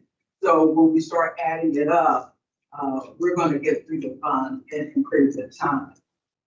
So, and we would have all but depleted that fund had we not had ARPA dollars to supplement that purchase. Right. We would be in a much different situation. Than now. Speaking of funding for the fund, we talked briefly as far before about becoming a HUD entitlement committee and getting the check from the federal government directly. So something we're thinking about because Cary, Wake County, they have funds as well, but that's funded by. For the next round, right? We ran into some obstacles on that. Demetri, you want to? I think it was the amount of money that we would be getting from the county just didn't add up to what we would actually get if we were our own entitlement. And the commitment, they asked if we would consider renewing and waiting to see what the next couple of, I think it's a 3-year commitment. That's already happened. Yes, we had to sign that. I think it was last year we had to enter into that agreement again. And so we just wasn't ready to pull that trigger because there were due diligences that we had to do on our end to actually become that entitled. if I could add to that, so the amount that we are as a municipality entitled to is roughly 2 months. That's it. So it's really not a lot. But if we became an entitlement community, then there are additional requirements that we were gonna have to take on from a staffing perspective in terms of consolidated plan hearings, and there's just a ton of requirements from HUD that, we have to comply with when we become a direct grantee. And so one of the things we've talked with the county about, because they already have that machine in place, it made a lot more sense for us not to bear those additional costs. The cost would be a significant chunk of the allocation. 10%. Not in the first place. And so what we're asking them is to be more judicious about making sure that at least that part, that's the apex piece of all of the money that they get, that is invested here. So that, you know, you don't get our share if you invest it somewhere else. So we're having those conversations to say we need to make sure that that 260 or whatever that amount's going to be, that it is spent here. So we have a good working relationship with Wayne County, with the housing department. And so I don't think we'll like, especially as we continue to bring along projects where they can also couple their investment. Are you talking about gap financing mainly? Is that the main, when the money's spent? That's one of the main areas that it's been. They've done some infrastructure work, sidewalks and stuff. But the biggest thing right now is the gap. And we don't know what those funds are going to look like, you know, once they start with this new budget. Those funds may be cut tremendously under the housing and community development budget. Because gap financing, I guess you figure some years will be well less than that amount, some years it could be more. Right. The luck and draw of projects, sounds like, versus a decade thing. And then competing with the neighboring communities too, like Cary and Raleigh. So that could be impacted the next game. Right now, in the kitty budget that we did last week, which would completely wipe out CDBG and. Yeah. the home. So, you can imagine all of us are waiting with bated breath to see what's gonna happen in such a flexible and valuable source of funding. But it's scheduled for, this is listed of notice to be, abolished. Yeah, and I thought about that too. Because the county, I think, Cary and Raleigh, right, you know, they have affordable housing programs like we do, but they get a stable amount. More than 200K, whatever it is, they get some amount of federal money. Which they may have to replace, like if that goes away. And to seeing what those communities do, whether they raise their tax or replace that. We don't have the problems, we're not getting any federal money, but we got 0 last year, with 0 this year. I don't think how that goes. Let's hope not. That would be Good conversation, thank you for that. Next one is 17, 18, and 19. Thing. Yeah. Oh, you do have number 7? Yeah, So with the firm line, and so I guess with the firm line, we'll get more data points. And is there a commitment to? Oh, yeah, commitment to $1 and a program, and then we can figure out what that looks like going forward. I would like to consider this to be maybe one of the special projects as well, to see if this is something that, PD could do as a special project, and see if this is something that they think is feasible, and if so, how. And if not, then they make that recommendation to council. Consider it done that That'd way. be a removal from the budget. And don't get this, right? But Okay. it's not in the budget. Yeah. No, that's- Gonna get some costs on that. Yeah, so we're happy to have our police department look at options. I want to be clear if you're asking us to look at gun safety programs, or if you're asking us to look at specific. I think we can do that without it being in the budget. We can have staff and we look at some options, bring that back. But again, if you are interested in a budgetary commitment, I would ask, give us that direction as well. Or if you want us to research it, bring it back in 3 months, 6 months, 9 months. But I think it would be good to include it within the budget. just for planning purposes, and then if it's something that's not feasible, then Yeah. that's just money that Goes fund balance. goes back. I'm sure we'll find a project. 8,000. And then, How did you come up with the 8,000? Oh, Because of like Amazon locker. well, essentially, there's a couple of gun manufacturers that actually do this, and that's the cheapest possible one that would hold environment. But I'm sure there's cheaper ones. And that right there gave about in terms of adding.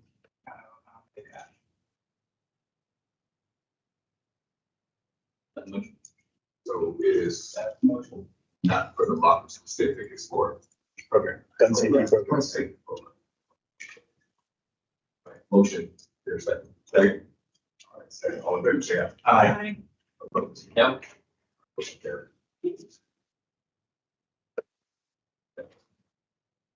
17, 18, 19, Mr. Matt. Let me do 19 here.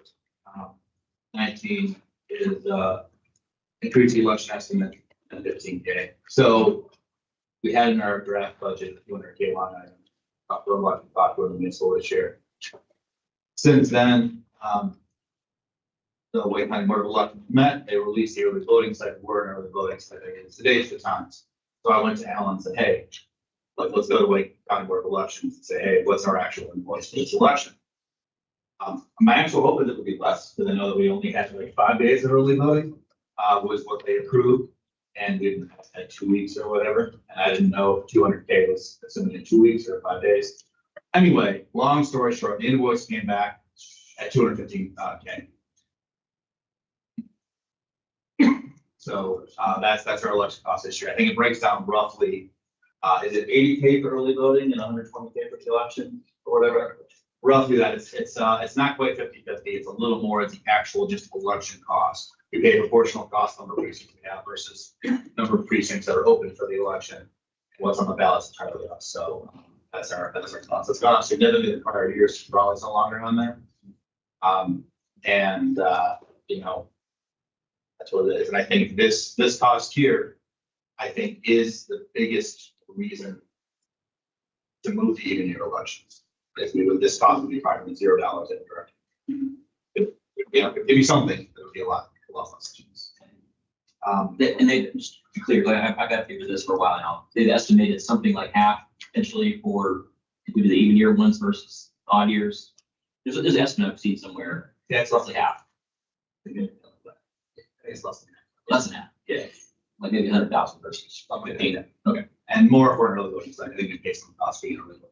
Okay, I mean, you do that, and there's the actual ballot cost, I believe is broken down the number of precincts and what is on the ballot, you share the cost and what, like, it's just us, it's all us, it's us federal, we have 2 positions, they have 17. So they have a formula, but the long and short is the more people having an election, cost for sure be more. And as people move, their costs are bleeding heavier and heavier. And just to be clear, we've talked about this a little bit as a group, and there's been, maybe it's on a list that we have somewhere, and there's a possibility of trying to get other municipalities involved, which may be best case scenario, but Well, right now uncertain. so here's the issue is that we can't do this ourselves. Right, like we, under general statutes, there's several changes we could make. We could add council members, for example, go to districts, or things that we can do through a process to find ourselves. This is not one, so we can't determine when and how elections are held. So we would have to have an act of the General Assembly. That being said, every year, a dozen or more towns can do the financial reasons. Some people argue the higher turnout better. Some people don't like the higher turnout, but there's reason for it. But, you know, it's objectively true that it's saving money to be on elections. And burnouts, people like to have a year off, and have the election every year, whatever. But it's going in one direction. But this is one at a time. People lobby, get a bill, goes through the process. It's on our legislative agenda, but we have to push it. To bring it back to your proposal, and like you're basically saying the 50,000 ads, but we don't know is going to be the actual invoice. Yeah. So our current budget is short, so like whether we It's a have to. do this or not, like it's gonna hit us anyway. Yeah. So we might let And I mean, it's an amendment to. Yes. And I was just gonna tack on, so part of the increase from happy, me reaching out to the board of election is because they decreased, one of the smaller municipalities was not able to afford the election cost, so they stopped having early voting. So that decreased from 4 municipalities in Wake County down to 3, which increased our cost about 17,000. But the Wake County Board of Elections added a precinct, which helped us. So it brought our average down, not nearly as much, but so that's why 15 is a guess, our best guess right now. But it's kind of two things going on: an additional precinct, which helped us, but one municipality dropping out of early voting really hurt us.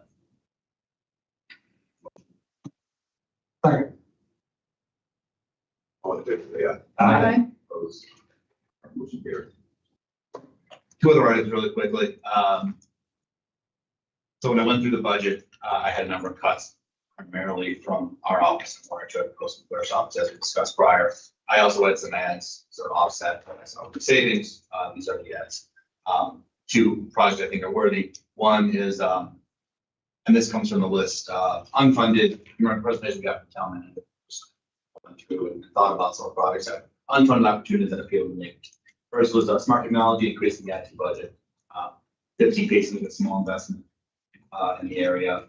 I want to invest more in our IT department. The rest of the world's going in.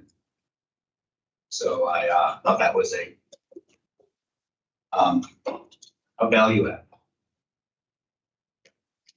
We, in the past, have talked about smart cities and smart, technology potentially offsetting some more labor intensive tasks today. Like we talked about, like automated gates to open and close the parks in the morning and at night. Is there a potential, I guess it's a question for staff more than for Councilmember Happy, but is there a potential in savings, because we are automating certain tasks that are now done differently? From an IT perspective. Right. But again, like, we talked about smart technology and we talked about things like parking, port utilization, but also, like I said, like the gates in particular that are stuck with me because every park, that needs to be opened and closed, right? Like somebody's driving out there twice a day to open and close the gate. So can that be automated, right? Or is there more to it than just closing the gate, like every your street park, making sure nobody's left in there? I think, so in fact, there's no offset there. I think there's potential for offset, but a lot of this is cost avoidance. Yes. Yeah, and 15K probably isn't a huge investment. It just keeps driving our IT operation forward in this area. The small trade. In the grand scheme, if you look at the reductions you've made and the pluses you put back in, you've got about $52,000, if I'm doing the math right. And between this and the next proposal, there's 70,000. So about 8, if you chose both, we'd be about 18,000 out of whack that we can probably figure out by doing some tweaks. I'm seeing shaking heads, yes. So not to pressure you on both, but if you're leaning that direction, net about 18,000 that we've got to figure out. Yeah. Yeah. Second. All in favor, say Aye. Opposed? Motion carries. Cricket batting cages. So again, looking at projects that I thought were valuable and, not too expensive. This is the capital project, which I think went back to the community, the last community. It was out note, although we did go up, this is one of the projects that I'm identified as one of the first ads, they were added, thanks so much for. I think it'll be great for a growing portion of our community. And I'm in favor of building stuff. So when I want to add money in the budget, I want to build more stuff for the community. This seems like a reasonably priced thing that would add value. So then we'll go again, clear the options. Motion approved. Second. Second. Discussion. All in favor, say aye. Oh, Almost got it. I like building stuff too. I like to spend public dollars, on behalf of the public. I also want to recognize that we've given our staff a challenge And they've taken out some pretty significant, so we got about $50,000 to play with here. You know, between public safety and Parks and Rec, you know, it's kind of like the top priorities over here from our residents, right? And so if we do have $50,000, then, you know, maybe the drone program could be also considered as an offer, and then to put it back in, right, to increase our public safety capability without the staff that our police department has.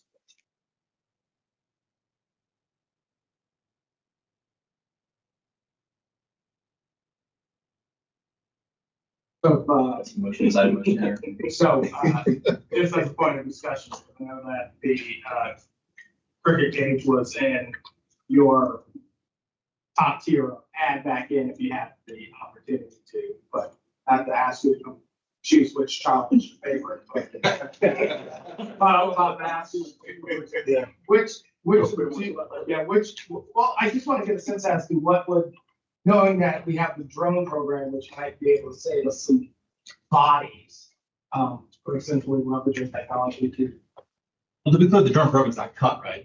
Correct. The budget. Right, yeah, sure. We still have funding in for the drone program. It was a reduced program.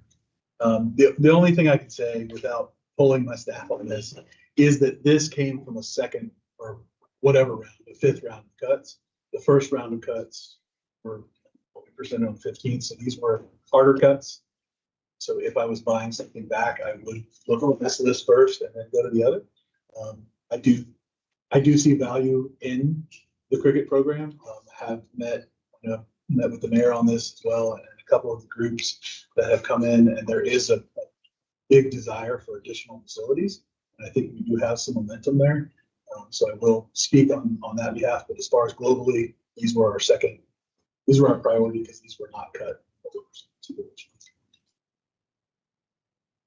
All in favor, say aye. Aye. Oh, was vote. There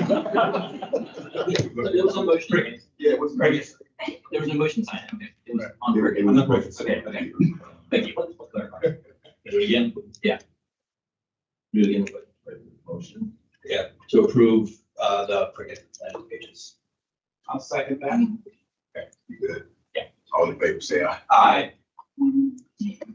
All in favor, say aye. Aye. Aye. Opposed? No. Okay, motion carries. Okay, so if I could have just a minute to sum up and then make sure we're all good. Adopted the staff changes, we've gone through the list. We are pretty much in balance with, it's about an $18,000 out that we will address. And we'll have transparency on how we address that. Is there anything in your minds right now that you would like more information on, that you'd like us to bring back? Or hypothetically, absent public input on this, is this a budget that you could support, or are there things that are missing, or anything tax rate you're looking at? How are we feeling right now as we leave our work session? Because the next time we do this, we have the public hearing on the 27th, which has the potential for adoption. We would love that, but I know there's the reality, so it might not be there.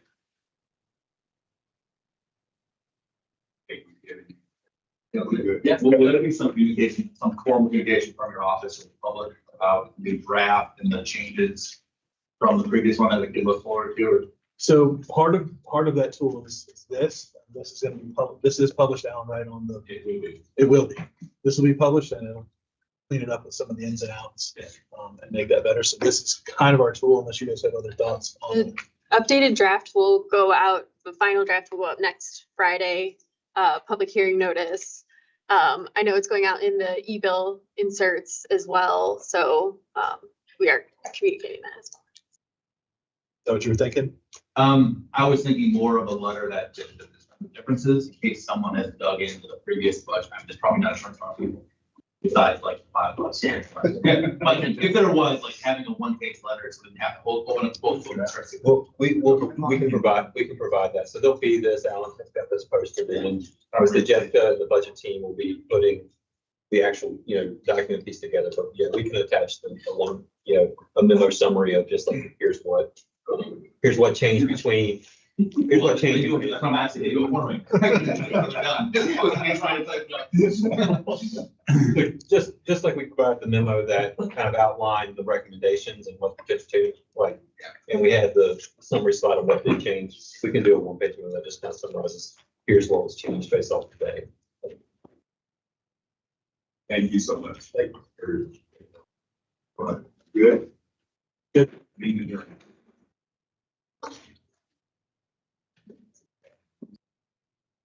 It's actually a lot. It's a long meeting. But it was good.